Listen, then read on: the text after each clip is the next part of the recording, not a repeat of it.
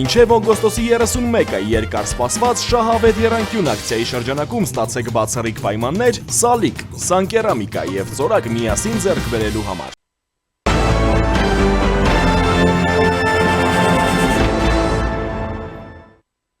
Դուք դիտում եք առաջին լրատվականը, բարև ձեզ, ես Յանուշ Պապյանն եմ։ Բաքվից կրկին կոչեր են հնչում, թե Հայաստանը պետք է փոխի իր սահմանադրությունը։ Մենք ազդակներ ենք ստանում, որ մոտ ապագայում Հայաստանում մեկնարկելու է նոր սահմանադրության ընդունման գործընթացը, հայտարարել է Ադրբեջանի նախագահի արտաքին հարաբերությունների գծով օգնական Հիկմետ Հաջիևը։ Հնարավոր է, որ Հայաստանում հանրաքվե կազմակերպվի։ Հայաստանի սահմանադրության նախաբանում Ադրբեջանի հասցեին տեղ գտած պահանջների վերացումից հետո մենք խաղաղության համաձայնագրի վերջնական ստորագրման որևէ խոչընդոտ այլևս չենք տեսնի, հավելել է ադրբեջանցի պաշտոնյան։ Ադրբեջանի նախագահի օգնականը նաև նշել է, թե տարածաշրջանում արդեն իսկ հաստատվել է խաղաղություն։ Բաքուն հստակ նախապայման է առաջադրել խաղաղության պայմանագիրը կստորագրվի միայն Հայաստանի սահմանադրությունը փոխելու ու դրանից անկախության հռչակագրի հղումը հեռացնելու դեպքում։ Հռչակագրում տարածքային նկրտումներ են տեսնում։ Միաժամանակ Ադրբեջանի արտաքին գործերի նախարար Ջեյհուն Բայրամովը հայտարարել է, թե Ադրբեջանի եւ Հայաստանի միջև երկկողմ բանակցությունները կարևոր արդյունքներ են տալիս խաղաղ գործընթացում։ Այս մասին նա ասել է ԵԱՀԿ գործող նախագահ Ինյացիո Կասիսի հետ համատեղ մամուլի ասուլիսում։ Եվ այս պահին զրուցելու եմ Արցախի Հանրապետության ազգային ժողովի նախկին պատգամավոր Վահրամ Աթանեսյանի հետ։ Պարոն Աթանեսյան, բարև ձեզ, շնորհակալ եմ միանալու համար։ Բարև ձեզ։ Պարոն Աթանեսյան, ինչպես է գնահատում վերջին օրերին արված հայտարարությունները Հաջիևի, Բայրամովի, մասնավորապես, որ սահմանադրական փոփոխությունների հետ կապված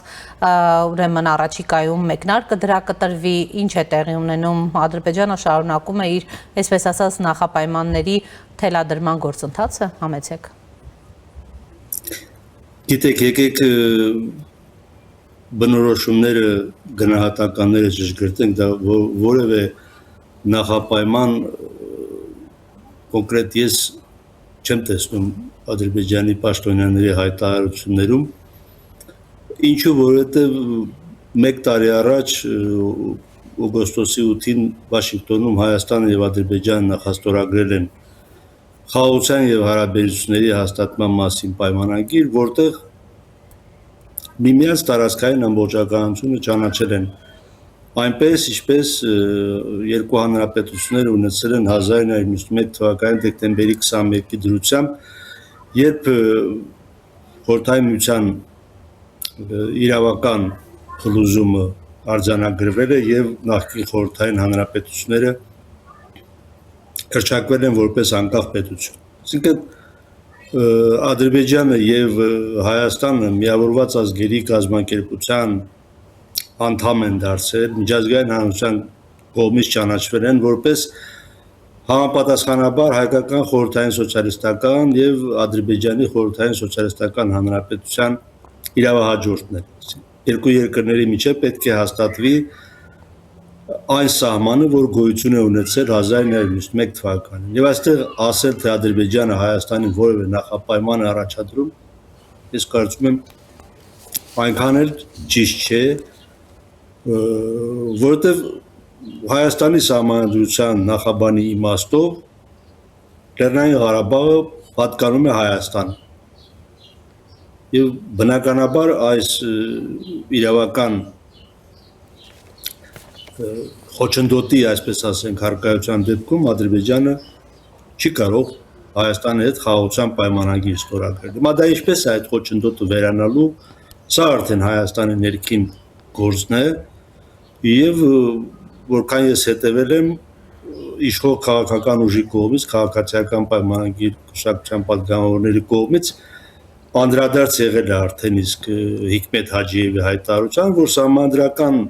փոփոխությունների կամ նոր սահմանադրության ընդունման պրոցեդուրան, այդ գործընթացը, այդ ներքաղաքական այդ իրադարձությունը, եթե այդ դա տեղի ունենա, Հայաստանի ներքին գործն է եւ որևէ մեկի հորդորով, ազդեցությամբ կամ հակազդեցությամբ պայմանավորված չէ։ Այսինքն Հայաստանը պետք է ընդունի նոր սահմանադրություն, ինչի մասին իշխող քաղաքական ուժը սկսել է խոսել դեռևս 2018 թվականին, եթե հիշողությունը չի դավաճանում ինձ, Այստեղ Ադրբեջանի վերաբերմունքը ադրբեջանական կողմի այդ բարբերաբար կրկնվող հայտարարություններ ավելի շատ Հայաստանում ներքաղաքական իրավիճակ, ներքաղաքական դիսկուրս սրելու նպատակ են հետապնդում, քան արտահայտում են իրենց շահագրգռվածությունը, որը խաղաղության պայմանագիրը պետք է հնարավորինս արագ ստորագրվի։ Ոչ, դա Բաքվի ցանկությունը չէ, խաղաղության պայմանագրի հնարավորինս արագ ստորագրումը եւ այստեղ Հայաստանի ներքաղաքական քննարկումներ բերել այդ թեման, որ մենք սահմանադրություն ենք փոխում ալի պահանջով, լիովին ձեռնտու է Ադրբեջանին, որովհետեւ վերջո ինչքան Հայաստանում ներքաղաքական սուր իրավիճակ լինի, այնքան Ադրբեջան կարող է այս կամ այն պատճառաբանությամբ հետաձգել հարաբերությունների կարգավորման գործընթացը։ Պարոն Աթանեսյան, այդ դեպքում ուրեմն ինչ նպատակ է հետապնդում, օրինակ նույն Հաջիևը երբ ասում է, որ տարածաշրջանում արդեն խաղաղություն հաստատված է, թեև խաղաղության պայմանագիրը դեռ ստորագրված էլ չէ ու դեռ չգիտենք, թե ընդհանրապես երբ այն հնարավոր կլինի կյանքի կոչել, հաշվի առնելով անգամ այն տեսակետը, որ եթե հիմա ենթադրենք սահմանադրության հարակվե դրվի, դեռ որևէ երաշխիք չկա, որ այն ուրեմն դրական արդյունք կամ ելք կունենա։ Բնականաբար Ադրբեջանի նախագահի օգնականը կրկնում է այն ընդգծումները, այն ձևակերպումները, որ թույլ է տալիս Ադրբեջանի նախագահը։ Այսինքն փաստացի խաղաղության մասին պարբերաբար միջազգային շփումներում հայտարարում է Իլհամ Ալիևը եւ այստեղ արտառոց բան չկա, որովհետեւ 1 տարի առաջ Վաշինգտոնում Միացյալ Նահանգների նախագահի վկայությամբ, ներկայությամբ կողմերը նախաստորագրել են խաղաղության եւ հարաբերությունների հաստատման մասին պայմանագիր, ինչպես նաեւ քաղաքական հայտարարություն, որ հավատարիմ են խաղաղության հաստատման գործընթացին այս պայմաններում, այս իրավիճակում ինչ պետք է ասի Ադրբեջանի նախագահի օգնականը, եթե ոչ, որ կողմերի միջև արդեն փաստացի խաղաղություն է եւ դա իրոք այդպես է, որովհետեւ ոչ միայն հայ-ադրբեջանական սահմանին խաղաղություն է տիրում, այլև Ադրբեջանը իր տարածքով թույլատրում է բեռների տեղափոխում Հայաստան, նույնիսկ բենզին եւ դիզվառելիք է վաճառում Հայաստանին, սրանք տարեր են, որ վկայում են, որ կողմերը կարող են ապագայում լիարժեք հարաբերություններ հաստատել, ինչպես առևտրատնտեսական, այնպես էլ ասենք կոմունիկացիոն ոլորտներում եւ մտնել, եթե ոչ համագործակցության, գոնե փոխադարձ հանդուրժողականության մթնոլորտ։ Արտառոց կրկնում եմ ոչինչ չկա այդ հայտարարությունից, խնդիրը նրանում է, թե որքանով է միջազգային այսօրվա իրավիճակը նպաստում, որ հայ-ադրբեջանական պայմանագիրը վերջնականապես ստորագրվի։ Մենք տեսնում ենք, որ ասենք եւ ռուս-ուկրաինական հակամարտության կարգավորման ուղղությամբ եւ Իրանի շուրջ իրավիճակի հետ կապված միշտ չէ, որ Միացյալ Նահանգների նախագահի նախաձեռնությունները արդյունք են տալիս կամ հասնում են իրենց նպատակին եւ այս կոնտեքստում եթե դիտարկենք հայ-ադրբեջանական խաղաղությունը եւ հարաբերությունների հաստատումը, որի երաշխավորը Միացյալ Նահանգներն է, որտեղ փաստաթղթերը ստորագրվել են Սպիտակ տան անցյալ տարվա օգոստոսի 8-ին, ապա կարելի է նույնիսկ կասկածել, թե Ադրբեջանը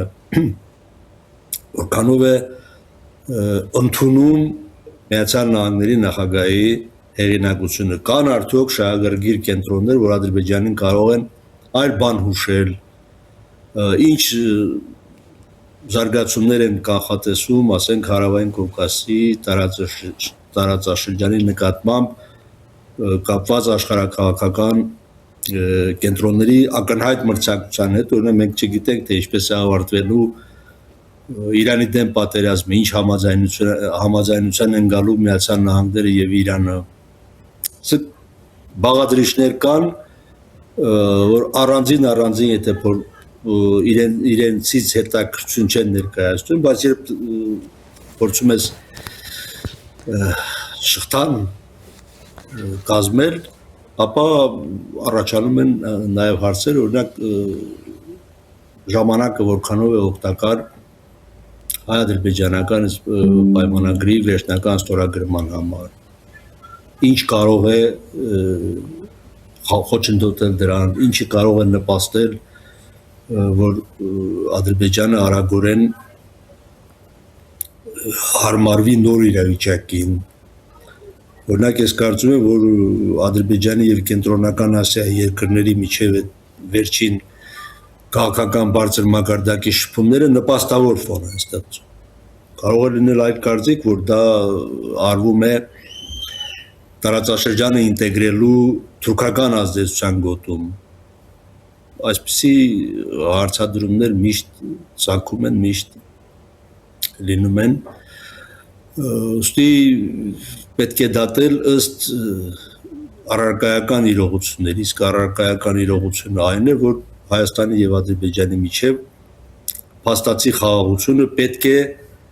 ինստիտուցիոնալ ձևակերպում ստանա պայմանագրի ստորագրմամբ։ Սա կարող է տևել երկար, կարող է հանգամանքների բերումով այդ պայմանագիրը ստորագրվի, ասենք, մինչև տարեվերջ։ Ժամանակ այս առումով, այդ հանգամանքների առումով ուրեմն նպաստավոր է ձեր նշած այդ ժամանակը, պարոն Աթանասյան։ Ես ընդհանրապես ենթադրաբար խոսեցի պայմանագրի ստորագրման ժամկետի մասին, որովհետև մոտ մեկ շաբաթ առաջ Ադրբեջանի նախագահի օգնականը կարծիք է հայտնել, որ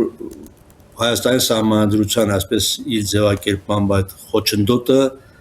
կարող է հաղթահարվել նաև այլ մեխանիզմներով, ոչ սահմանադրական հանրաքվեով, այլ մեխանիզմներով, բայց դա արդեն Հայաստանի որոշելիքն է ու չեմ կարող կանխատեսում անել, որ ինչ-որ հայ-ադրբեջանական քննարկումներ կան այդ թեմայի շուրջ, բայց ամեն դեպքում ես կարծում եմ, որ ինչքան շուտ հայ-ադրբեջանական պայմանագիրը ստորագրվի, վավերացվի եւ մտնի ուժի մեջ, այնքան լավ կողմերի համար, Հարավային Կովկասի երկրների համար եւ նաեւ միջազգային ուժային կենտրոնների համար, որովհետեւ երբ տարածաշրջանի մի հակամարտություն, որ տևել է ավելի քան 3.5 տասնամյակ, ավարտվում է եւ կողմերը կնքում են արդեն իրավական պարտադիր ուժ ունեցող պայմանագիր, ապա նրանց գործընկերները եւ ոչ գործընկերները նույնպես հաշվի են առնում այդ իրողությունը եւ իրենց քայլերը կանխատեսում ու իրականացնում են ըստ այդ իրողության։ Պարոն Աթանասյան, գիտեք, վաղը վարչապետը Ղրղստան է մեկնելու Չոլպոն-ատայի նիստի մասնակցելու, հա, Չոլպոն-ատայում տեղի ունեցող ԵԱՏՄ միջ կառավարական խորհրդի նիստին։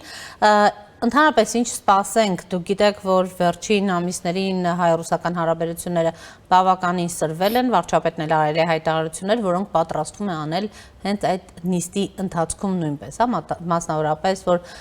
ԵԱՏՄ-ն կաթվածահար վիճակում է, լուծումներ են պետք եւ այլն եւ այլն։ Ինչ ակնկալել եւ ինչ սպասել այս նիստից, հնարավոր կլինի այս արկա լարվածությունը որոշակի առումով մեղմել, թե ամեն ինչ կմնա այնպես ինչպես կա։ Ես կարծում եմ, որ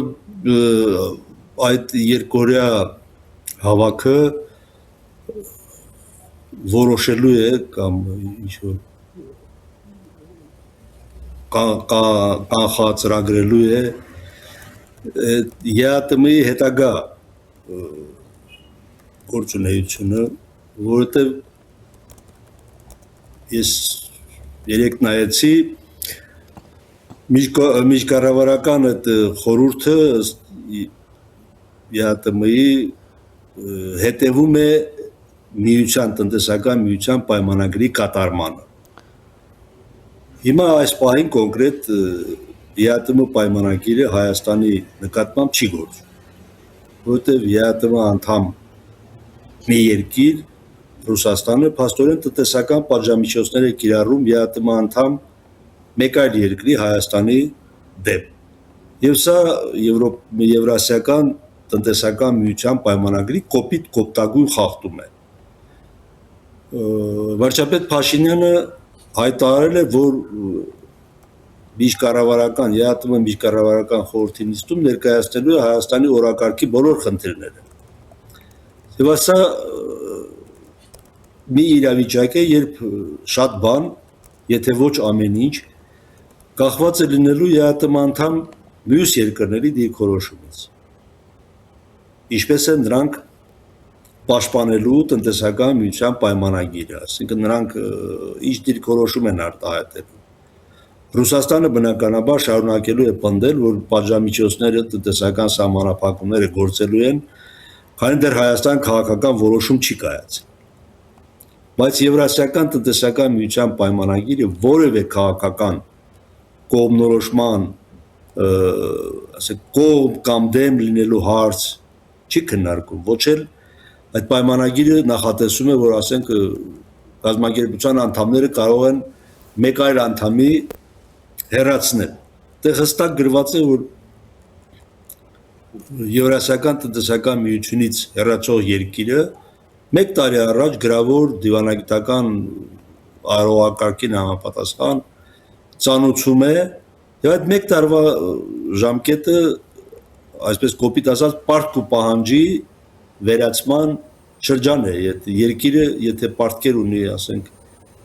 այդ կազմակերպությանը վճարում այդ պարտքերը, եթե կազմակերպությունը ունի երկրին պարտքեր, նաեւ վճարում եւ մեկ տարվա ժամկետը, այսպես ասենք, քաղաքակիրթ ամուսնալուծության ճակերտների մեջ ժամանակաշրջան է սահմանում։ Հիմա Ռուսաստանի նախագահը պնդում է, որ Հայաստանը պետք է հանրաքվե անցկացնի, մնում է ԵԱՏՄ-ում, թե չի մնում։ Պայմանագիրը նման բան չի նախատեսում, այսինքն պայմանագրի իմաստով Ռուսաստանի Դաշնության նախագահ Հայաստանի ներկայացնում է մի պահանջ, որը հակաօրինական է, հակապայմանագրային է։ Ինչպես են այս իրավիճակը գնահատելու ԵԱՏՄ անդամ մյուս երկրներ։ Օրինակ ասենք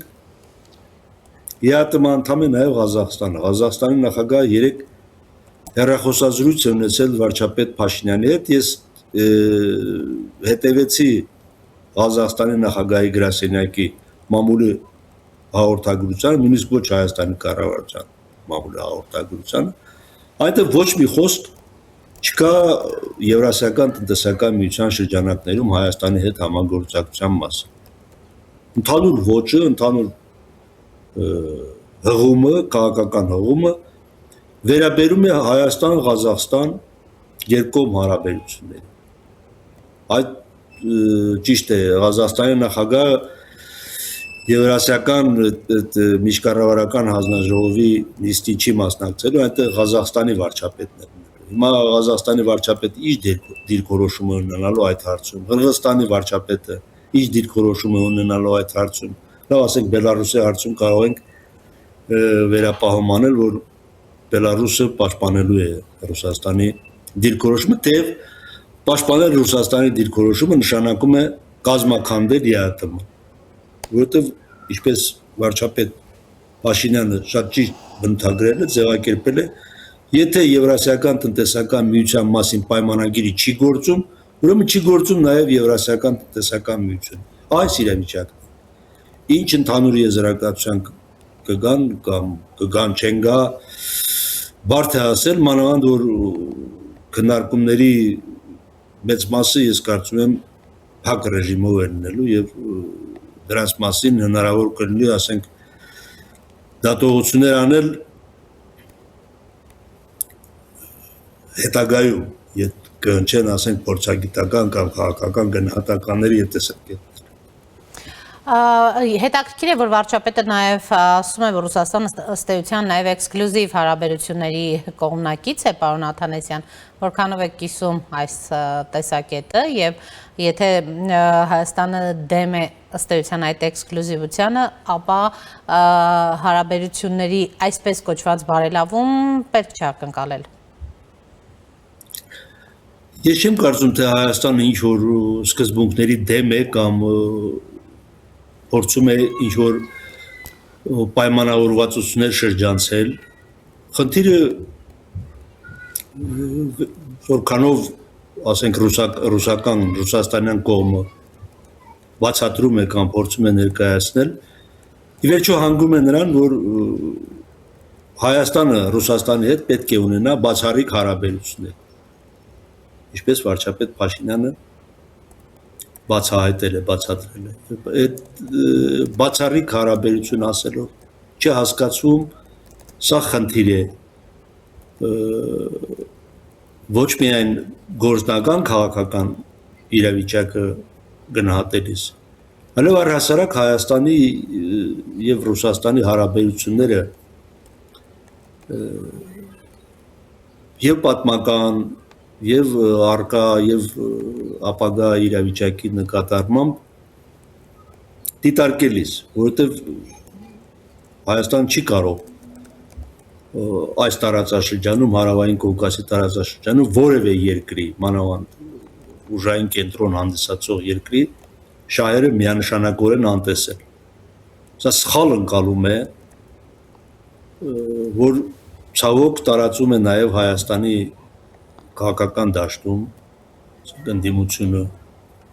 եւ որոշակի, ասենք, փորձագիտական շրջանակներ իշխանությունները մեղադրում են Ռուսաստանի հետ հարաբերությունները փչացնելու մեջ, բայց հարց է Հայաստանն է հարաբերությունները փչացնում, թե Ռուսաստանն է փչացնում։ Ռուսաստանի վարքագծի հետևելիս տպավորություն է ստեղծվում, որ Հայաստանի հանդեպ որևէ դրական անելիք չունենալով Ռուսաստանը փաստորեն Հայաստանին արտամղում է այլ միջավայր, այլ տնտեսական միջավայր, անվտանգային այլ միջավայր, բայց ամեն ինչ արվում է այնպես, որպեսզի տպավորություն ստեղծվի, թե դա Հայաստանն է այդպես ցանկանում։ Դա վերաբերում է եւ ՀԱՊԿ-ին, եւ ԵԱՏՄ-ին, եւ հայ-ռուսական հարաբերություններին ներկա պահին, ինչ թույլ է տալիս ենթադրել, որ հայ-ռուսական, Հայաստան-Ռուսաստան հարաբերությունները միշտ են այդպեսին եղել։ Այսինքն, երբ Հայաստանը փորձել է ինչ-որ իգտուրույն քայլ անել, ապա Մոսկվայի հետ հարաբերությունները բարդացել։ Սա պատմական այս փուլի ամենաէական հանգամանքն է եւ պետք է հույս ունենալ, հուսալ, որ Հայաստանին կհաջողվի արտաքին քաղաքականությունը դիվերսիֆիկացնել եւ ունենալ անվտանգային ավելի, եթե ոչ կայուն, գոնե հուսալի միջավայր։ Ընդհանրապես, պարոն Աթանեսյան, եթե մեծ հաշվով այս այցից էլ իրավիճակը չփոխվի, Հայաստանի հաջորդ քայլը հենց այդ դիվերսիֆիկացումը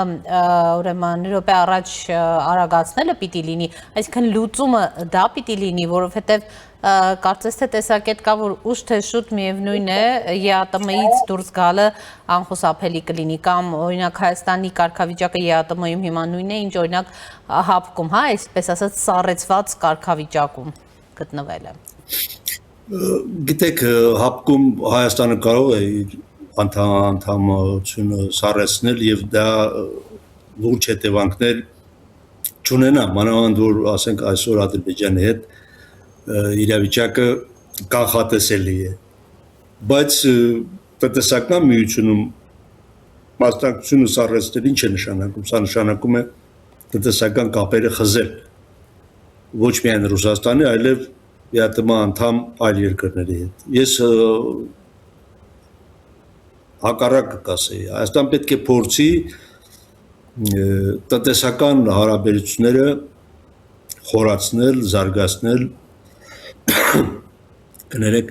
ԵԱՏՄ անդամ այլ երկրների հետ առաջին հերթին,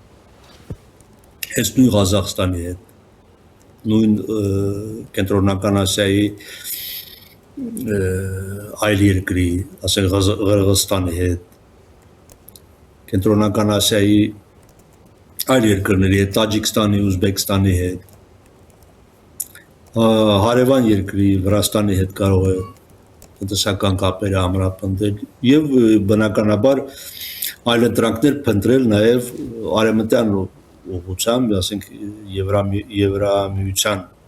անդամ երկրների շուկաներում, Մերձավոր Արևելքի երկրներում, Պարսից ծոցի երկրներում,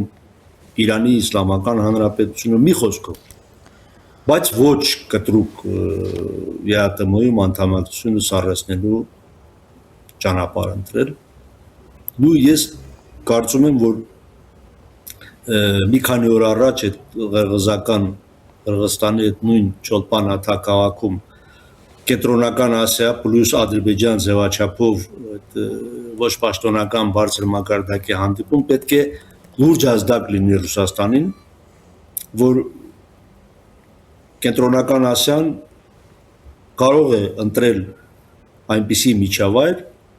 եւ տնտեսական եւ կոմունիկացիոն ինտեգրացիայի եւ նաեւ դրանից հետեւող անվտանգային միջավայր, որը Ռուսաստանի հետ ոչ մի կապ չի կարող ունենալ, բացի ասենք առևտրատնտեսական հարաբերություններից, որոնք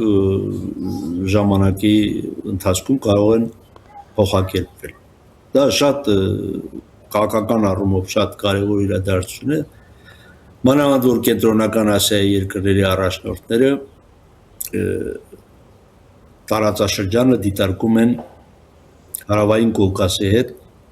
կապակցվածության տիրույթում, այսինքն Կենտրոնական Ասիա, Հարավային Կովկաս կարող է ստեղծվել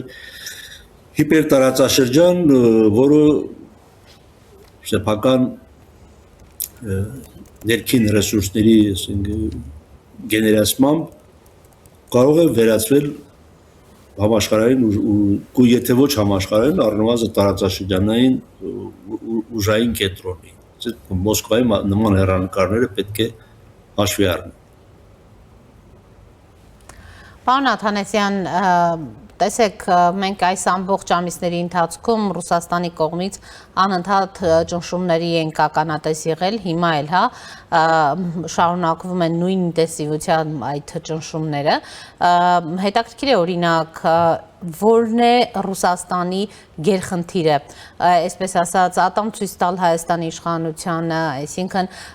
այս ընտրությունների հետ կապված ցանկալի արդյունք չստանալը եւ անգամ դրանով պայմանավորված չշնորհավորելը, այ ինչ նպատակ է իրականում ուրեմն այս դեպքում հետապնդում Ռուսաստանի Դաշնությունը, երբ նույնիսկ հայտարարությունների մակարդակով էլ ասում են, այ եթե ուզում եք, ուրեմն հեշտությամբ կարող եք դուրս գալ, որովհետեւ ինչ է ձեր չափաբաժինը 0.9% ընդամենը ԵԱՏՄ շուկայում, այսինքն այնքան էլ մեծ վնաս մեզ չեք հասցնելու, հա, այսպիսի կամահրական հայտարարություններ են հնչում։ Գիտեք, ես շուտափույթ, այսպես արագ, այսպես վերջնագրային բնույթի հայտարարությունների կողմնակից չեմ եւ ըստ էության չեմ էլ ողջունում այն տեսակետները, որ բացահայտ Ռուսաստանին մեղադրում կամ քննադատում են եւ Հայաստանի համար այսպես դրախտային ապագա են տեսնում Եվրամիության շուկայում կամ Եվրամիության համակարգում, այսպես տնտեսական համակարգում։ Հայաստանի համար Եվրամիության անդամակցությունը քաղաքակրթական ընտրություն է, ես այդ ընտրության կողմնակից եմ, բայց դա կարող է տևել տասնամյակներ։ Իսկ այդ տասնամյակները պետք է հաղթահարվեն ճկուն, դիվերսիֆիկացված, բազմակողմ դիվանագիտությամբ, արտաքին քաղաքականությամբ։ Եվ այս առումով բավական դիպուկ հայտարարություն երեք ազգային ժողովում հնչեց իշխող կուսակցության պատգամավորներից մեկի կողմից, որ այսօր Հայաստանի խնդիրը այն է, թե Ռուսաստանից անկախ ինչ արտաքին քաղաքականություն է վարելու Հայաստանը կամ որքանով կարող է Հայաստանը Ռուսաստանից անկախ արտաքին քաղաքականություն վարել։ Այո, իշխող պատգամավորներից իդեպ նախկինում Եվրաինտեգրման հարցերի մշտական հանձնաժողովի նախագահներ Արման Եղորյանն այդպիսի հայտարարություն անում խորհրդարանում, որ օրակարգ այս ազգային ժողովի հարցը հիմնական սա է լինելու։ Ոչ միայն ազգային ժողովի, Հայաստանի առաջիկա 5 տարիների կառավարության օրակարգն է, ինչպես է Հայաստանը քայլ առ քայլ, փուլ առ փուլ հաղթահարելու այն ահռելի կախվածությունը, որ մենք ունենք Ռուսաստանից, մենք իրականության հանդեպ պետք է բաց աչքերով կանգնենք եւ իրականությունը գնահատենք, որ երկաթուղիներ, էներգետիկա, չգիտեմ, արտաքին ապրանքաշրջանառության, կոմունիկացիոն համակարգ եւ այլն, Հայաստանը դժջորեն կախված է Ռուսաստանից եւ դա եւ քաղաքական ընտրության եւ աշխարհագրության հետևանք է մեկ, նաեւ աշխարհագրությունը չենք կարող անտեսել իհարկե։ Ինչ է Ռուսաստանի ցանկությունը կամ պահանջը Հայաստանից, կարծում եմ անկախ երկրից պահանջներ չպետք է ունենա։ Եվ որքանով Հայաստանի իշխանություններին կհաջողվի Մոսկվային համոզել, որ անկախ երկրից ոչինչ չի պահանջում։ Գործում են այնպես, ինչպես պահանջում է իրենց շահը։ Երբ կա